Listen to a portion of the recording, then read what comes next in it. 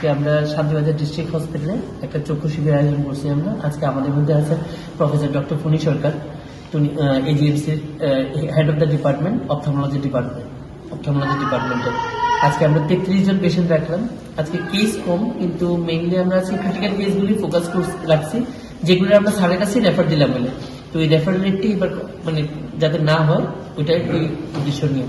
CO2 exfoliation syndrome আছে, chronic ইউভিয়েটিস, কিছু glaucoma patient আছে, কয়েকজন পেশেন্ট আছে ওয়ান আইড, ক্যান্সার পেশেন্ট এর মধ্যে আছে, কিডনি পেশেন্ট, যারা আমি জীবিত রেফার লাগবে হলে তারা আজকে এখানে পরিষেবাটা পাইতেছে। তো এখন অব্দি সব অপারেশন খুব সুন্দরভাবেই হয়েছে। স্যার থাকায় আমরা আরো বেশি উৎসাহিত, আমরা ক্রিটিক্যাল কেসগুলো নিতে পারছি। স্যার আমরা কন্টিনিউ গাইড করতেছেন যে এইসব কেস ইন ফিউচার আমরা এখানে কিভাবে আরো সুন্দরভাবে করতে পারবো। টেকনিক্স গুলো স্যার আরো ইলাবোরেট করে করেছেন। আমি আছি, ডক্টর সুলতা ইয়াং আছেন, আমরা আছি, সাথে এজিএমসি থেকে পিজি স্টুডেন্ট 2 জন আছেন, ডক্টর অনির্বাণ আর ডক্টর সুলেখা আছে, আর সাথে আছেন আমরা সিস্টার নীলিমা ভৌমিক, তাই জীবিতিকা আছে।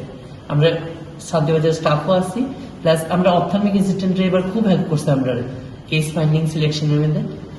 তো হোপ এগুলো ওদের রেসপন্সও খুব ভালো হবে, পেশেন্টরাও ভালো উপকৃত হবে, এটাই আশা রাখি আমি।